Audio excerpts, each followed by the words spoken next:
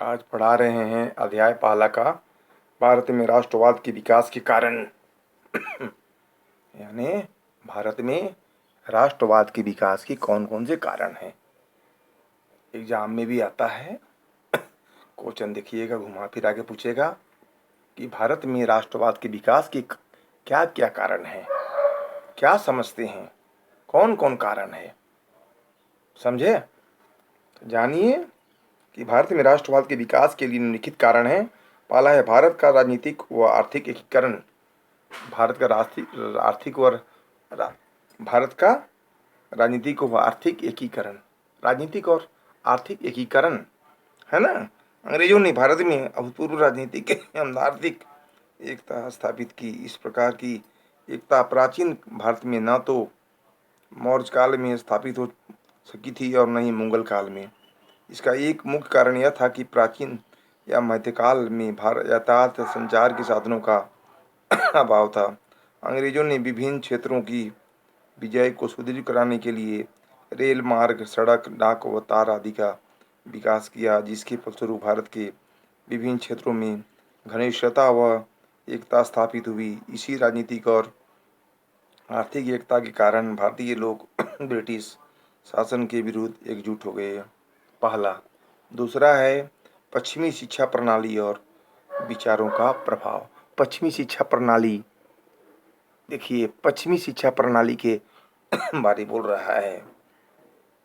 पाश्चात्य विचार तथा शिक्षा प्रणाली का भारत की राष्ट्रीय चेतना के विकास में प्रभाव पड़ा।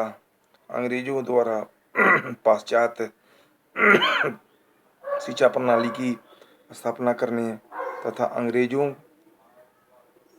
अंग्रेजी भाषा को शिक्षा का माध्यम बनाने का मूल उद्देश्य भारतीय संस्कृति को समाप्त करके भारतीयों में एक ऐसे वर्ग को नियमित करना था जो रक्त और वर्ण से भी भारतीय सेना के लिए समर्पित था। शिक्षा, पाश्चात्य शिक्षा प्रणाली के द्वारा भारत में ब्रिटिश शासन घरजालियों के लिए कम वेतन पर कर्मचारी काम कर प्राप्त होंगे। मैकाले का यह विचार था कि अंग्रेजी शिक्षा प्राप्त करने के बाद भारतीय युवकों में अंग्रेजी राज्य के प्रति स्वामी भक्ति की भावना उत्पन्न हुई होगी और विचारों की दृष्टि से वे अंग्रेजों के निकट आ सकेंगे। वस्तुतः मैकाले का अनुमान एक सीमा तक सत्य साबित हुआ। अंग्रेजी शिक्षा प्रसाद प्राप्त करके भारत में ऐसे वर्ग का उद्भव हुआ जिसका दृष्टिकोण पाश्चात्य था और वह ब्रिटिश शासन को भारत के लिए लाभदायक मानता था।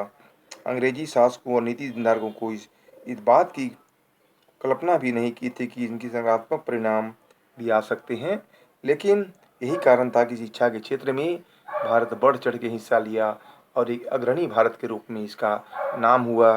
तीसरा पॉइंट है मध्यम वर्ग का उदय। मध्यम वर्ग का उदय भी एक भारत में नवोदित माध्यम वर्ग ने राष्ट्रीयता के विकास में महत्वपूर्ण भूमिका अदा करती है। अंग्रेजी शासनकाल में जो थोड़ा लोहा लेने के लिए प्रसारित धार्मिक नीतियों के कारण धार्मिक उत्थान हुआ। बड़े बड़े नगरों में भारतीयों का एक नया अंग्रेजी शिक्षा नीति उत्पन्न हो रहा था, जो बुद्धिजीवी था और जिसने इंग्लैंड में भी शिक्षा ग्रहण की थी। इस वर्ग का उद्देश्य प्रशासन में नियुक्तियां प्राप्त करना था। इस काल में प्रशासनिक नियुक्तियों को समाप्त सम्मान का साधन समझा जाता था। यह वर्ग कनिष्ठ प्रशासक, वकील, डॉक्टर तथा अन्य प्रशासनिक सेवाओं में ब्रिटिश प्रशासन से जुड़ा हुआ था। राष्ट्रीय आंदोलन में इस शिक्षित और मध्यम वर्ग ने ही नेतृत्व प्रदान किया। यह वर्ग समाज में प्रभावकारी था और समाज को आगे बढ़ने का बहुत ही सुंदर मौका दिया। हम कह सकते हैं कि भारत देश एक महान देश है। चौथा पॉइंट, भारत का सामाजिक सांस्कृतिक पुनर्निर्माण, पुनर्जागरण। धार्मिक, सामाजिक तथा सांस्कृतिक क्षेत्र में आधुनिक भारतीय पुनर्जागरण के यानी राष्ट्रवाद के विकास के लिए अनुकूल भूमि तैयार की और पुनर्जागरण के विकास के लिए अनुकूल जागरण की और पुनर्जागरण के कारण के जनक राजा राम मोहन राय के सुधार आंदोलन ने बंगाल को ईस्ट इंडिया कंपनी द्वारा जनित बेहोशी की अवस्था से मुक्त कराया। राजा द्वारा राजा द्वारा संस्थापित ब्रह्मा समाज ने सुधारों की दिशा में ऐसा कार्य किया कि उन्हें नए युग का अग्रदूत कहा जाने लगा। ऐसे ही महत्व का योगदान स्वामी दयानंद सरस्वती ने 1875 में आर्य समाज की स्थापना तथा धार्मिक बुराइयों और सामाजिक अंधविश्वासों पर प्रहार प्रहार करके दिया।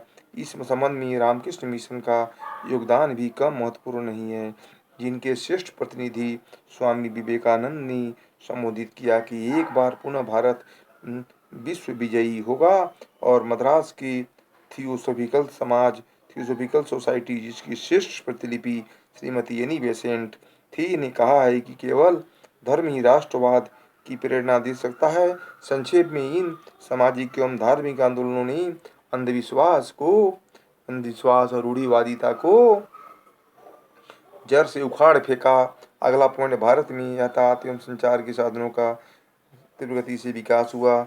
यानी संचार का देश में तीव्र गति से विकास हुआ और तीव्र गति से विकास के कारण ही हमारा देश आगे बढ़ा और आगे बढ़ के डेवलपमेंट किया। अभी देखिए हमारे माननीय प्रधानमंत्री का कहना है कि हमारा देश वर्ल्ड में सबसे आगे चल रहा है।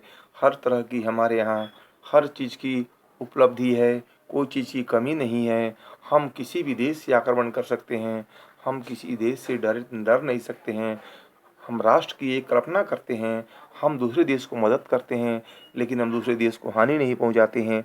हमारे माननीय प्रधानमंत्री की कितनी सोच बहुत अच्छा है कि हम किसी का अहित नहीं कर सकते हैं, हम उसको जितना दूर तक होगा मदद करेंगे, भला करेंगे, लेकिन उसका हित नहीं करेंगे। देखिए कितनी सोच बहुत अच्छा है। अगला पॉइंट, ब्रिटिश शासकों में प्रजातंत्र श्रेष्ठता की भावना। ब्रिटिश शासकों में प्रजातंत्र की भावना का हम आ गया। भारतीयों के साथ देश में तथा देश के साथ कैसे व्यवहार किया जाए, ये भावना भारतीय समाज में आ गया और हमारा देश 57 के पश्चात उनका यह दुर्व्यवहार सभी सीमाओं को पार कर गया। वे भारतीयों की अर्ध हबशी अर्ध काला कहते थे। दक्षिण अफ्रीका में भारतीयों के साथ अमानवीय व्यवहार करने लगा और अंग्रेजों ने इस अशांति अहंकार के कारण ही भारतीयों की हीन भावना समझा। अगला पॉइंट, प्रशासनिक सेवाओं में भारतीयों के साथ भेदभाव। प्रशासनिक सेवा में भारतीयों के साथ भेदभाव करने लगा कि आप यहाँ हैं, आप वहाँ हैं, इंडियन हैं, हम यहाँ हैं, वहाँ हैं। बहुत तरह की भेदभाव की भावना उत्पन्न होने लगा। इससे हमारे देश को बहुत ही चोट पहुँचा। अगला पॉइंट, विदेशी घटनाओं का प्रभाव। विदेशी घटना अंतर्राष्ट्रीय क्षेत्र में कुछ घटनाओं ने भी भारतीय राष्ट्रवाद के उदय व विकास का प्रभाव डाला। 1896 में अबिसिनिया के हाथों इटली की पराजय तथा 1904 में जापान की रूस पर विजय प्राप्त हुआ। इस प्रकार हम कह सकते हैं कि भारत में राष्ट्रवाद के उदय के कई कारणों का योगदान रहा है, परंतु वे सभी कारण ब्रिटिश साम्राज्यवाद व शासन व्यवस्था के परिणाम स्वरूप उत्पन्न हुए और ब्रिटिश साम्राज्यवाद के कारण ही भारतीयों के साथ सामाजिक, आर्थिक, राजनीतिक सभी तरह पहलू में विचार किया गया। कारण भारतीय समाज में कई नवीन वर्गों का उदय हुआ और विकास हुआ। हम कह सकते हैं कि भारतीय समाज बहुत ही आगे है और हमारा भारत एक राष्ट्र की गिनती हो रही है। बस अभी इतना ही।